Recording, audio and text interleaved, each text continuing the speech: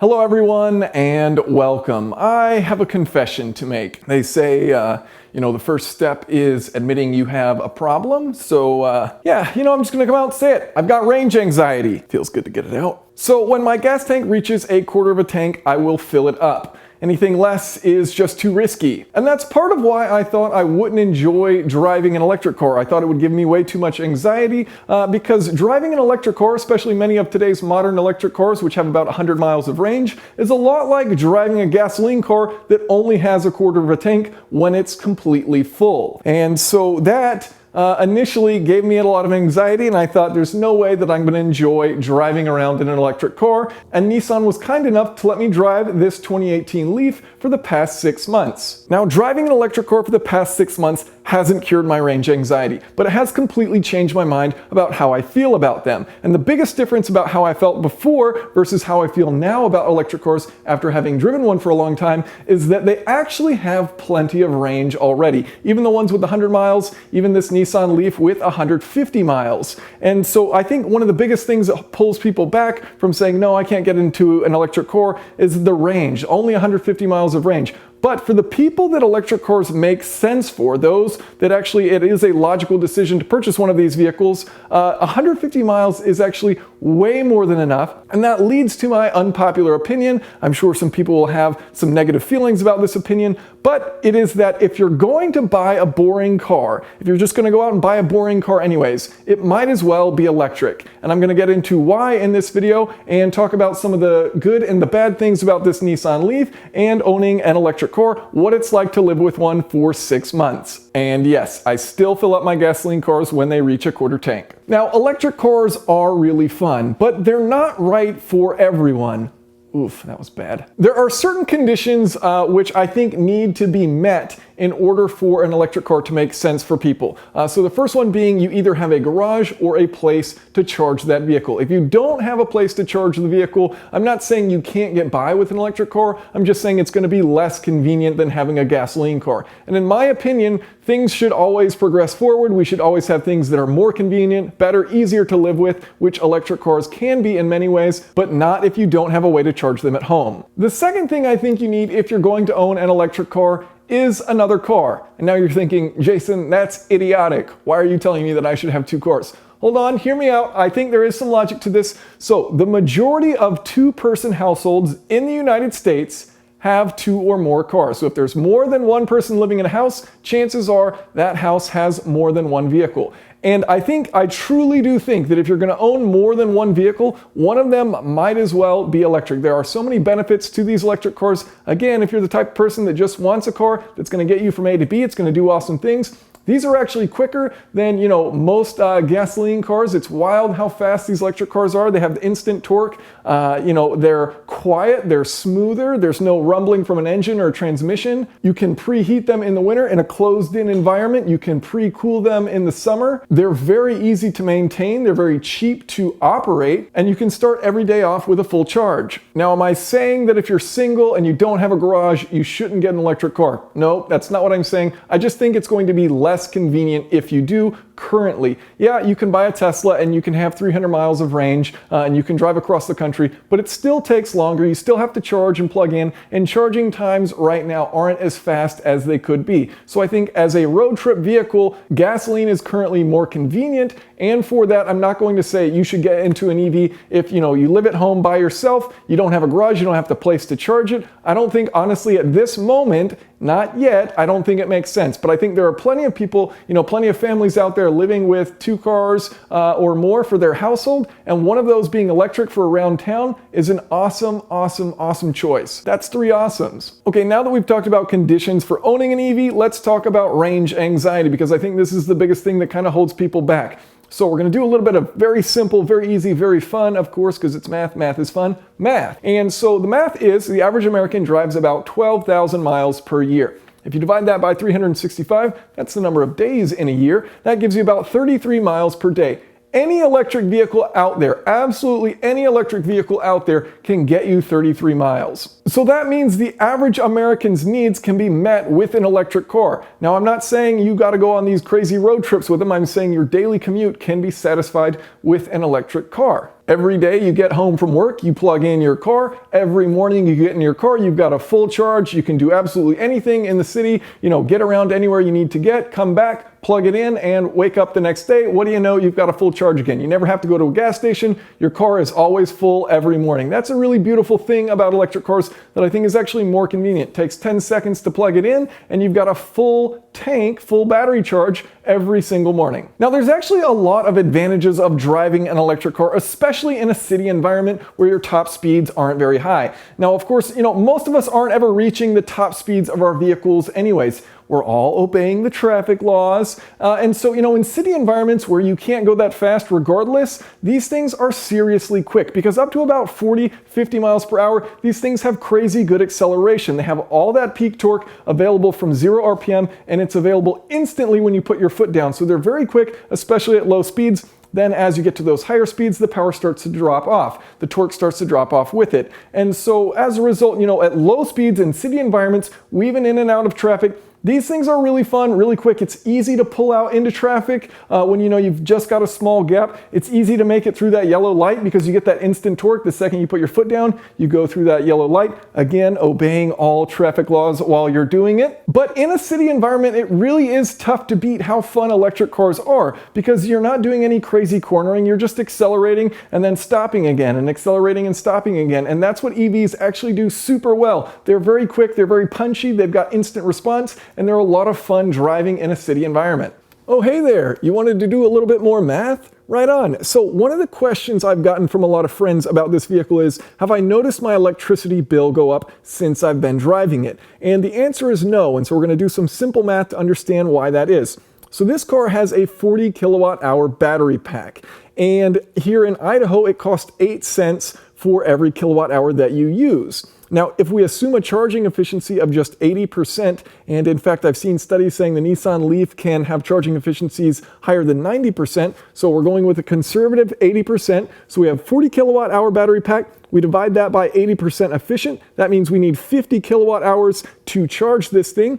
Each kilowatt hour is 8 cents. 50 times 8 cents, that gives us $4. $4 to fully charge this vehicle. That's about as much as a gallon of gas in some cities. And in fact, to drive an electric car the same distance as a gasoline car, it's typically going to cost you about a third as much. And that makes sense because electric cars are about 3 times as efficient as gasoline cars at moving from one spot to another. As a quick example, if you had a gasoline car that had a 5-gallon tank, 30 miles per gallon, that's 150 miles of range like this Leaf. To fill up that 5-gallon tank, let's say gas is $3 a gallon, that's $15 versus me, $4 to fill this up. The national average for the US would be about $6 to fully charge this Nissan Leaf. But you're thinking, Jason, electric cars are way too expensive. I can't afford one. I'm not going to buy one. They cost way too much. And I'm not going to argue against you. They are expensive. But here's something to think about. The average new car purchase price in January of 2018, according to Kelley Blue Book, was over $36,000, the average new car purchase price.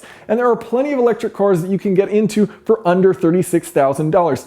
Even a maxed out Honda Civic, a base Honda Civic, I'm not talking about the SI or the Type R, a maxed out Honda Civic can reach $30,000. So people are spending crazy money on cars, and a maxed out Honda Civic base isn't going to be that quick. It's not going to be as fun. Electric cars are going to be better, and they're still going to only cost 30 grand. There's plenty of options out there in the 30 grand range. So, electric cars, yes, are expensive, but they're not unreasonably priced considering what you get. And also, they continue to improve for what you pay. So, 7 years ago, this Nissan Leaf had about half the range, had less power, had less torque, and yet 7 years later, it's the exact same price, and it has nearly double the range, more torque, more power. That's pretty cool how fast things are improving with electric cars. Now, back on the subject of the expense of these electric cars, I want to talk about luxury cars, because luxury cars, they want to be really quiet, so they try and reduce engine noise as much as possible. They want to be smooth in their acceleration, so they don't want you to feel the transmission shifts. They want it to be a nice smooth acceleration. They want it to be quiet inside the cabin. And these are all things electric cars do very well, even at budget price points, in comparison to luxury vehicles. So, the electric motor has instant torque. It's very smooth power. There's no shifting, so it's just a single speed that it accelerates through, and they're very quiet. You don't get engine noise like you do from a combustion engine. Electric motors are much more quiet. So driving these vehicles is very quiet, and they hit a lot of the key marks that luxury vehicles are trying to achieve. Now, the final point on electric cars being expensive is that used electric cars are crazy cheap. These things, for better or worse, many of these cars depreciate like wild, but that means that you can get into a pretty new one with plenty of warranty left for a very reasonable price. I started looking around. You can get into a 2015 Nissan Leaf with only 30,000 miles on it. That means you've got plenty of miles left on the battery warranty, plenty of years left on the battery warranty. These things come with 8-year battery warranties, and you get into a car for $10,000. 2015, 30,000 miles,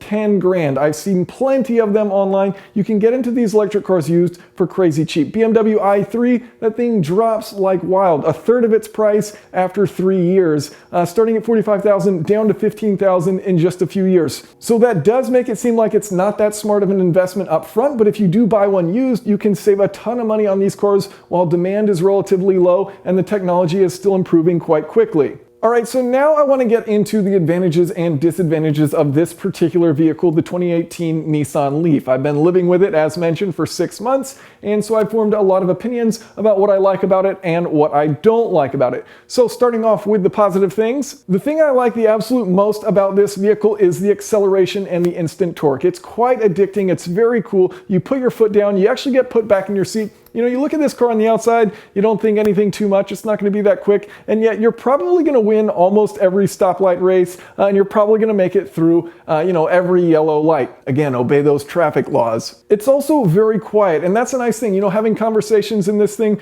driving around town, being able to talk with your passengers, not really hearing any noise. You get a little bit of electric motor noise, but you don't really have, the same amount of noise that you would have with a combustion vehicle. It's quite quiet on the inside. It's also very smooth. There's no gear shifts. So you accelerate, it's very smooth accelerating, very smooth decelerating using that regen. And you get used to that smoothness, and then you get into a combustion vehicle again. You have that abruptness of the gear changes, which yes, in its own way is very cool. And when you're in the right vehicle, it's definitely enjoyable. But when you're in a car and you're just trying to get from one spot to the other, that smoothness you actually begin to quite appreciate. It's also a very easy vehicle to drive. And one of the things that I particularly like is the one-pedal driving. So Nissan calls this the e-pedal, and so you can do all of your accelerating and decelerating using just the throttle pedal. Now in emergencies, you can of course slam on that brake pedal. It still works just like normal, but you can just use that single pedal to do all of your driving. It will decelerate at 0.2 Gs, which I found to be plenty, enough for stopping, coming up to a stoplight or a stop sign, things like that. And it's very predictable. It's easy to get used to. You know how much you should put your foot into it, how much you should let off in order to come to a stop at your desired location. I also like the gamification of the car and the information that they display. So you can see, what things you are doing and how that is affecting your range. And it will actually change your range depending on what settings you have the climate on. If you have an eco mode or normal mode, things like that, it will actually change it. And when you recharge the car, it will give you an estimated range based on your previous driving. So the more economically you've been driving, the higher your range will be when you get into the car and it's fully charged. I also like that it looks like a normal car. The previous Leaf kind of looked weird, quirky, ugly in my opinion, and this looks quite normal. It's also very practical. So, the rear cargo space, 40% more cargo space behind those rear seats than the Chevy Bolt. Of course, the Chevy Bolt can go significantly farther than the Nissan Leaf, but this seems to me to be a much more usable, useful vehicle. You've got more space on the inside to do whatever that may be that you need to do. And finally, I think it's very cool that they've improved the car in pretty much every way. Its range, its power, its torque, its interior, everything's gotten better, and yet the car still has the same base price that it started with in 2011. Now, the car certainly isn't flawless, so let's start getting into some of the things that I don't like about this vehicle. And my biggest complaint is probably the most petty, but either way it annoys me quite a bit. So I'm going to start up and then I will show you what I'm talking about, and it has to do with the infotainment system. Now, the Nissan Leaf does have Apple CarPlay, which I think is great, especially now that Apple CarPlay works with Waze and Google Maps. It's also great for using Spotify. And so we're just going to hit the smartphone connection button here so that we can use Apple CarPlay. And it says, please connect a compatible Android Auto or CarPlay device to USB. So as you can see, I will connect to USB, It then says reading USB memory.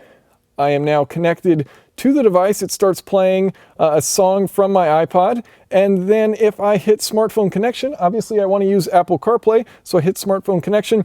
Now it says to start Apple CarPlay, please disconnect and reconnect the device. So I have to, every single time I want to use Apple CarPlay, disconnect, reconnect the device. Then it says it's starting Apple CarPlay.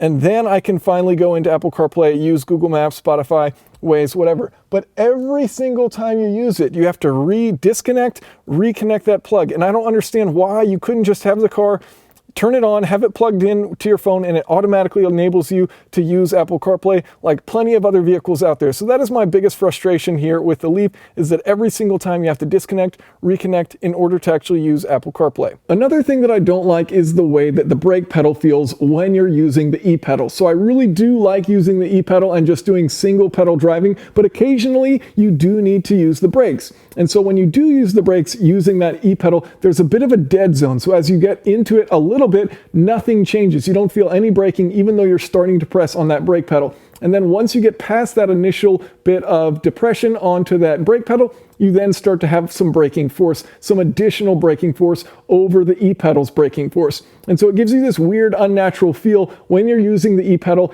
and using the brakes, the actual brakes themselves.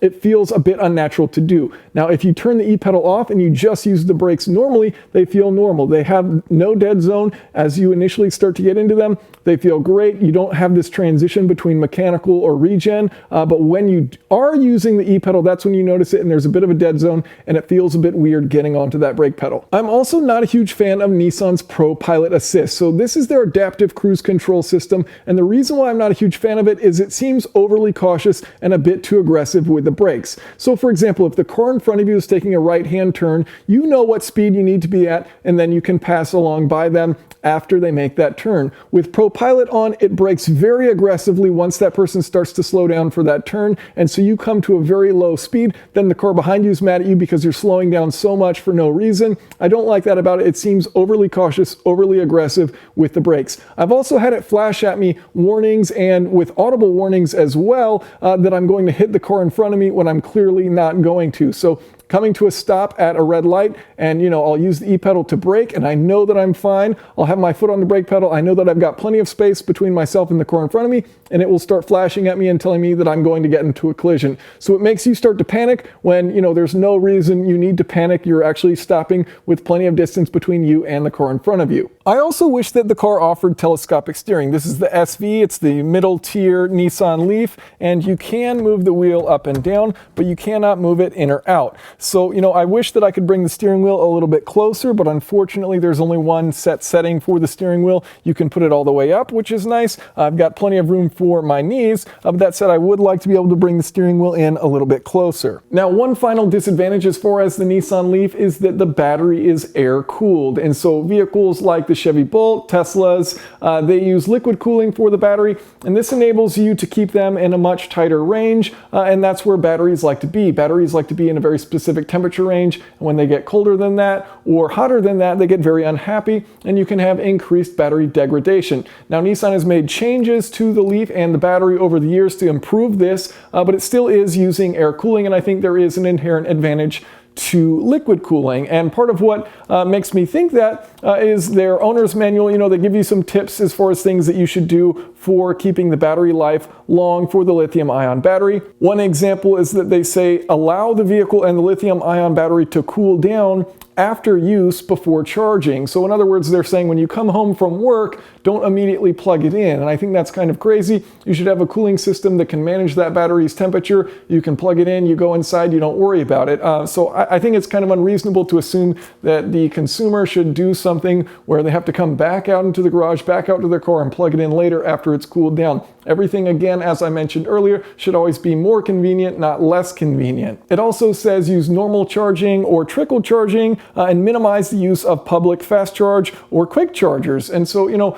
thinking about not plugging it in immediately after use and then not using quick chargers, basically what that's saying is if you don't want to, degrade your battery's life, how long it lasts, And again, it does come with an 8-year, 100,000-mile warranty, so it's not something you have to think about for a long time if you're buying one of these new. But basically that's saying don't, go on road trips, because road trips are going to degrade the life of the battery. And so, you shouldn't charge immediately after use, and you shouldn't use fast charging, and you're doing both of those if you are going on a road trip. So to me, that's a bit disappointing to see. I think it would be cool if they did have liquid cooling and you could use the cooling system even when the car is off to make sure that that battery doesn't get too hot or too cold in order to prevent degradation of that battery long term. So to summarize all of this, if you live in a multiple car household and you have a place to charge an electric car, I can't imagine why you wouldn't want a second car to be electric. There's just so many cool advantages to them. They're very neat. Am I saying personally I'm going to get rid of all of my gasoline cars? No, I'm stubborn. I think noise is awesome and I like my gasoline cars. But I am going to be buying an electric car, and I'm surprised by that. Driving this thing around for the past 6 months, it alleviated my concerns about range anxiety. I no longer think that a 100-mile range EV is inadequate, even a bit less than that. And what's really cool about that is that there's a ton of options that are very cheap used in that 100-mile range. So that's very cool to me. I'm excited about looking at picking up a new EV to put in the garage. I think they're a ton of fun around the city, very cool. So I'm going to be picking one up, and I would recommend the same if you have the space for it, if you need a second car, if you got a place to charge it. I think they are fantastic. So thank you all so much for watching, and if you have any questions or comments, of course, feel free to leave those below.